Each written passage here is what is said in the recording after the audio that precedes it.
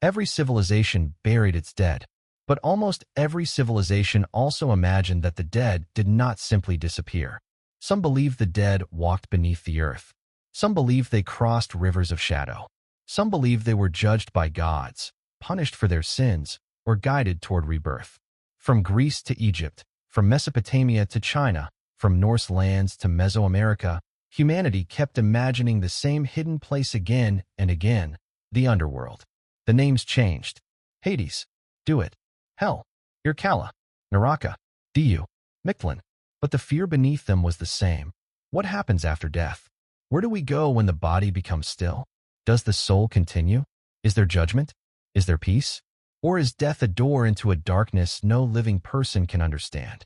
The underworld exists because death is the oldest mystery humanity ever faced. Long before science or organized religion, human beings watched the living become silent. A person who once spoke, loved, laughed, and suffered suddenly became a body. The face remained, but the presence was gone. This was the first great terror, not only that life ends, but that something invisible seems to leave.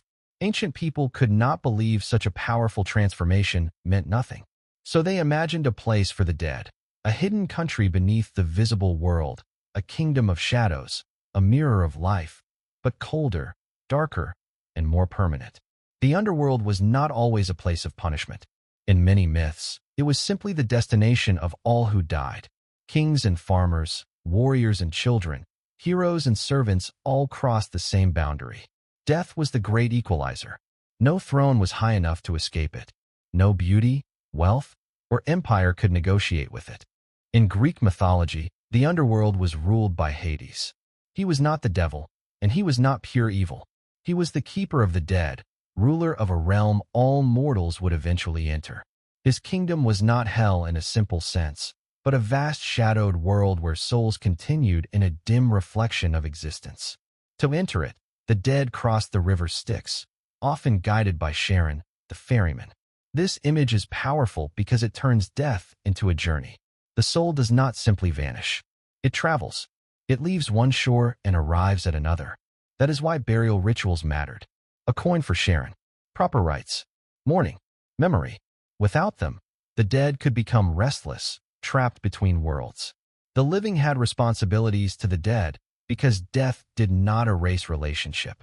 It changed it. Inside the Greek underworld, some souls existed as shades.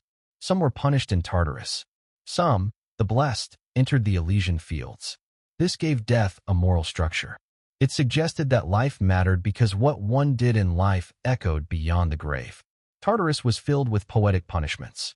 Sisyphus pushed his stone forever. Tantalus stood near food and water he could never reach. Ixion turned on a burning wheel. Each punishment reflected the crime. The underworld became a place where hidden guilt was made visible. In ancient Egypt, the underworld was not only a dark kingdom. It was a dangerous passage. The dead traveled through the Duat, a realm of gates, guardians, gods, monsters, and trials. The soul needed knowledge, rituals, and protection to survive. At the center of Egyptian afterlife belief was judgment. The heart of the dead was weighed against the feather of Ma'at, the symbol of truth, order, and balance. If the heart was light, the soul continued into blessed existence. If it was heavy with wrongdoing, it was devoured by Ammit. This image is beautiful and terrifying. Not your wealth, not your title, not your power. Your heart is weighed, the hidden center of who you are. The Egyptian underworld reveals a deep human hope that the universe is not morally blind, that every action leaves weight, that truth matters, that justice may exist even beyond death. In Mesopotamian mythology, the underworld was darker. Irkalla was not paradise, and not a place of moral judgment in the same way. It was a dusty, silent realm beneath the earth, ruled by Ereshkigal. All the dead went there. Kings and ordinary people alike became shadows. This vision is haunting because death is not punishment or reward. It is reduction. The dead continue, but dimly. They dwell in darkness. They are not tortured, but they are diminished. This reveals another fear, that death may bring only silence, distance, weakness, and forgetting. That is why remembrance mattered so deeply. To be remembered by the living was to remain connected to life. To be forgotten was to die again.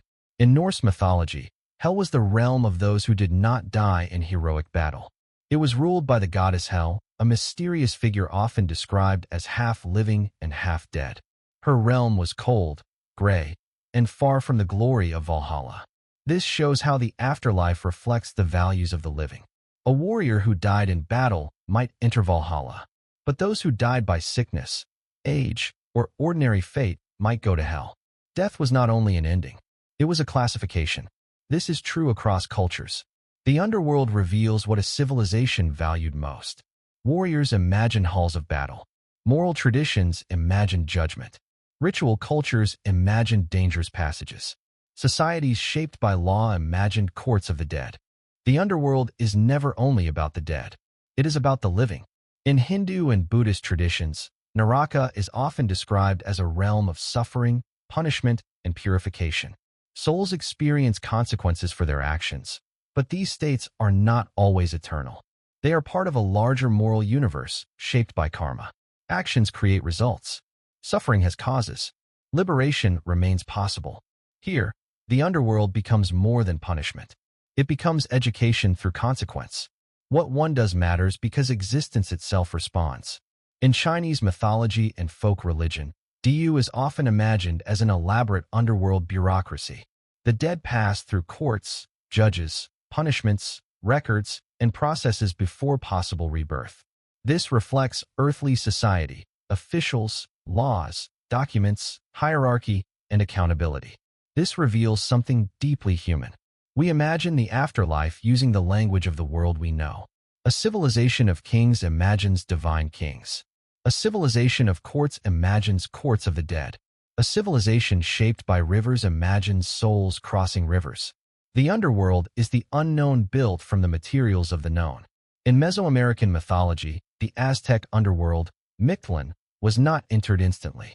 The dead had to pass through a long and dangerous journey across mountains, winds, rivers, and trials.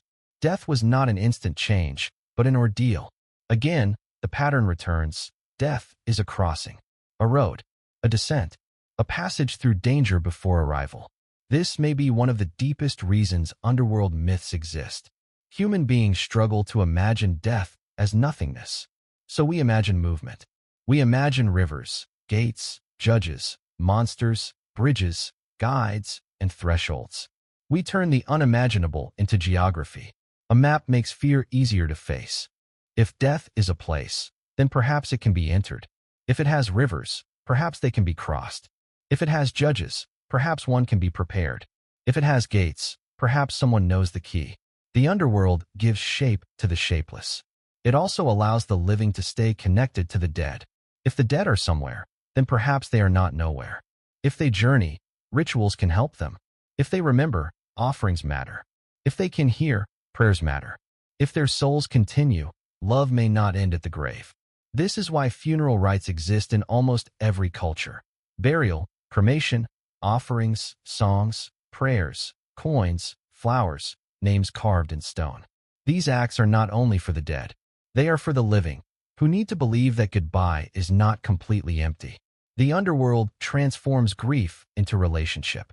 Yet the underworld is frightening because it is hidden. It lies beneath the ground, beneath the sea, beneath the roots of the world, beneath ordinary life. Humans bury bodies underground, so imagination follows them downward. The earth receives the dead, and the mind imagines a kingdom inside the earth. But the underworld is also psychological. It represents everything we push beneath awareness: death, fear, guilt, memory, grief, and truths we do not want to face. To descend into the underworld is often to descend into the unconscious. That is why heroes and gods often travel there. Orpheus descends to recover Eurydice. Odysseus consults the dead. Inanna descends into the realm of Ereshkigal. Heracles enters the underworld as one of his labors. These journeys are not simple adventures. They are confrontations with loss, limits, and truth. Orpheus loses Eurydice because he looks back too soon. His story is not only about love. It is about the impossibility of forcing the dead fully back into life.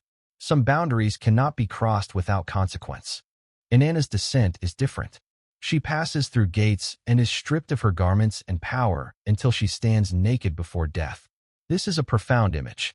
The underworld removes status, masks, titles, beauty, weapons, and illusions. Before death, everything borrowed is taken away. The underworld is terrifying because it is honest. It asks, "Who are you?" when everything temporary has been removed. This is why judgment after death appears so often. Whether through Egyptian scales, Buddhist karma, Chinese courts, or later images of heaven and hell, the idea is the same. Death reveals the truth of a life. What was hidden becomes visible. What was denied is remembered. What was done matters. Even without moral judgment, death strips everything away. In the underworld, kings become shadows. Warriors lose strength. Beauty fades. The body returns to dust. Death humbles all things. But the underworld is not only fear. It can also be transformation. Seeds go underground before they grow. The sun disappears at night before returning at dawn. The dead are buried in the earth that nourishes new life. In many traditions, descent is part of renewal. The darkness may be a tomb, but it may also be a womb. This is why underworld myths remain relevant even today. Everyone has an underworld, buried grief, hidden fear, unspoken guilt, lost love, forgotten memory. Every person eventually descends into some form of darkness. The question is whether they return destroyed or transformed. Modern culture still tells underworld stories. We call them psychological journeys, horror films, near-death experiences, dream worlds, stories of grief, trauma, and recovery. But the pattern is ancient. Descend, suffer, see the truth, and return changed. The underworld exists in every mythology because every human being knows life has a hidden side. Beneath celebration is grief. Beneath youth is aging. Beneath love is loss. Beneath civilization is memory of the dead. Beneath every step is the earth that will one day receive us. The underworld says that death is real. Grief is real. Consequence is real. Memory matters. Rituals matter. The dead remain part of the human story. Every life moves toward a threshold, and what we do before reaching it matters. So why does every mythology have an underworld? Because every civilization had to answer death. Because every society needed a place to put its fear, grief, guilt, and hope. Because the dead could not simply be gone. They had to belong somewhere. Because the living needed to believe that love, justice, memory, and consequence did not end at the grave. And because the human mind cannot look at death without imagining a door. The underworld is that door. It waits beneath temples, rivers, mountains, cities, dreams, and the human heart. It is the place where the dead go, but also the place where the living must look if they want to understand what life means. Perhaps this is the final secret of the underworld. It is not only about death. It is about life seen from the shadow of death. It teaches that every moment is temporary. Every love is fragile, every choice carries weight, and every soul leaves a trace. The underworld frightens us because it reminds us that we will die, but it also deepens us because it reminds us that we are alive. Thank you for watching this journey into the underworlds that shaped mythology across the world. If you enjoyed this video, please like, share, and subscribe to the channel for more stories about ancient gods, forgotten realms, dark mythology, and the timeless mysteries that still haunt humanity today.